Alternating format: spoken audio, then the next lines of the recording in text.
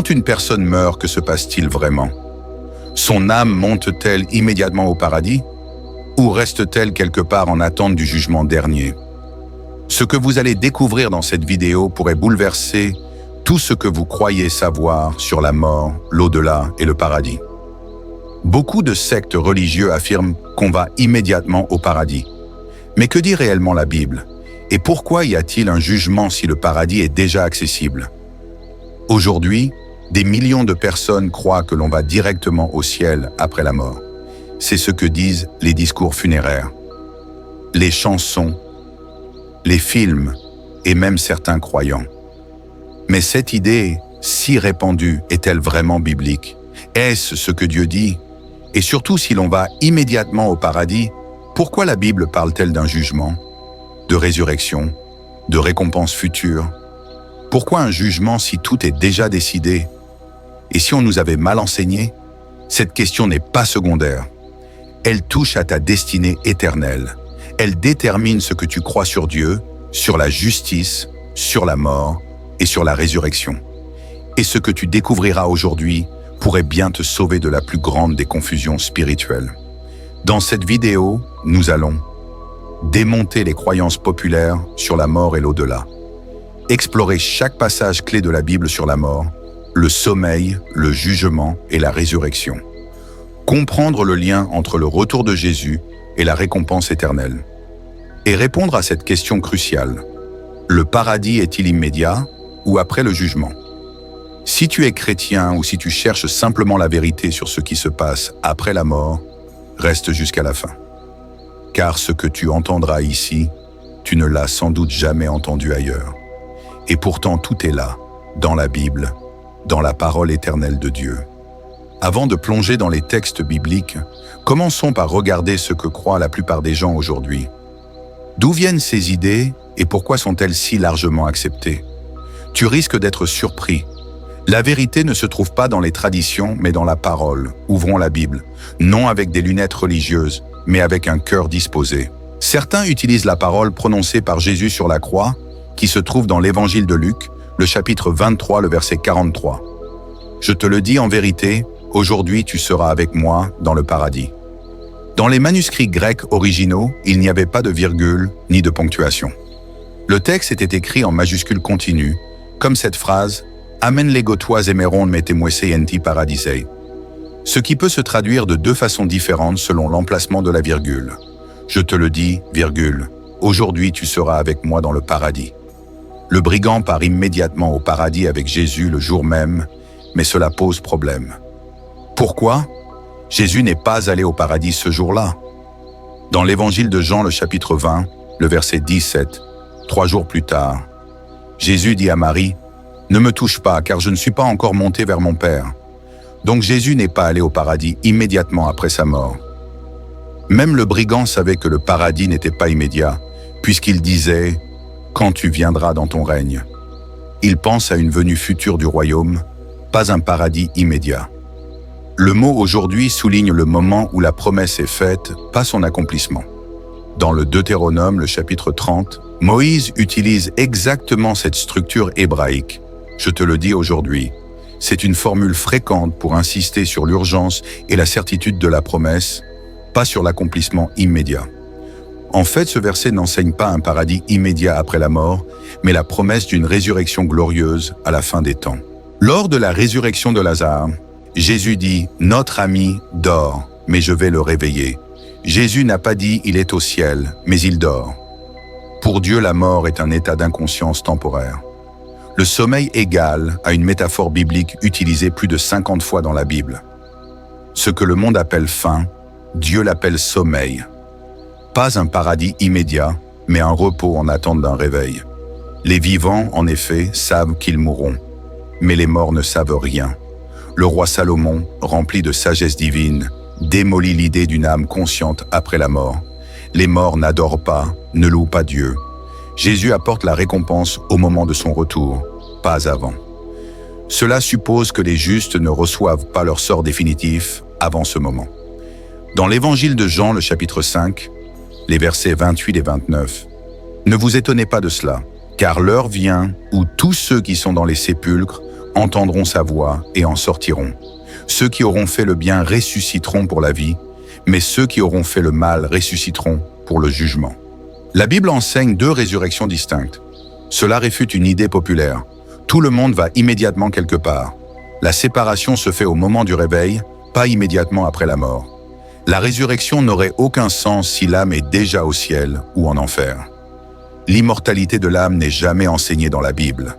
La vie éternelle est un don, pas un état naturel de l'âme. Les traditions disent que l'homme ne meurt jamais vraiment, mais la Bible dit qu'il dort. Qui choisis-tu de croire? L'apôtre Paul exprime un désir intense d'être avec Jésus après la mort, mais il parle aussi d'une résurrection future dans l'épître aux Philippiens, le chapitre 1, le verset 23. « Je désire partir et être avec Christ, ce qui est de beaucoup le meilleur. » Et dans 2 Timothée, le chapitre 4, le verset 8. « Désormais la couronne de justice m'est réservée, le Seigneur me la donnera en ce jour-là. » Paul semble vivre une tension entre 2 réalités. L'immédiateté de la communion spirituelle avec Christ à la mort, l'espérance d'un événement futur, la résurrection du corps au retour de Christ. Encore dans l'évangile de Luc, le chapitre 16, les versets 19 à 31, l'histoire du riche et de Lazare dépeint un tableau frappant de l'au-delà. 2 lieux, le sein d'Abraham, lieu de réconfort, et un lieu de tourment pour le riche. Mais attention, cette scène est unique dans toute la Bible. Aucun autre texte n'en parle ainsi. Les érudits se demandent, est-ce une vision réelle de l'au-delà ou une parabole symbolique pour dénoncer l'injustice, la dureté de cœur et l'absence de repentance? Dans le premier épître aux Corinthiens, le chapitre 15, les versets 51 et 52. Nous ne mourrons pas tous, mais tous nous serons changés, en un instant, à la dernière trompette, les morts ressusciteront incorruptibles. Dans le livre de l'Apocalypse, le chapitre 20, les versets 4 et 6, ils revinrent à la vie et ils régnèrent avec Christ 1000 ans.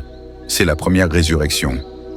Ces textes nous parlent d'un événement futur, la résurrection des morts au retour de Jésus. Donc pour l'apôtre Paul et l'apôtre Jean, le paradis éternel avec Dieu commence véritablement après le retour de Christ lors de la résurrection glorifiée. Il est réservé aux hommes de mourir une seule fois, après quoi vient le jugement. Hébreux, le chapitre 9, le verset 27. Pas de seconde chance après la mort. L'état de l'âme est scellé. La Bible ne contredit pas, elle révèle progressivement. Il y a bien une espérance immédiate d'être avec Christ, mais aussi une résurrection corporelle, future, glorieuse, lors du jugement final. Ce mystère s'éclaire à mesure que nous avançons dans l'Écriture. Imagine le silence d'un tombeau, un cœur qui a cessé de battre, une âme suspendue dans le mystère du sommeil et dans l'invisible une promesse qui demeure. Dans l'évangile de Jean, le chapitre 14, les versets 2 et 3, Jésus déclare « Je vais vous préparer une place et je reviendrai vous prendre avec moi, afin que là où je suis, vous y soyez aussi. » Ce verset renverse tout. Non, le paradis n'est pas immédiat. Il est préparé, il est promis, mais il est encore à venir. La Bible ne parle pas d'âmes errantes dans l'éther, mais de corps endormis dans l'attente. Dans le premier épître du Thessaloniciens, le chapitre 4, les versets 16 et 17. Les morts en Christ ressusciteront premièrement. Ensuite, nous serons tous enlevés avec eux pour être toujours avec le Seigneur. Cette parole n'est pas symbolique, elle est chronologique. Pas de paradis sans résurrection, pas de récompense sans jugement. Et le jugement vient après la mort.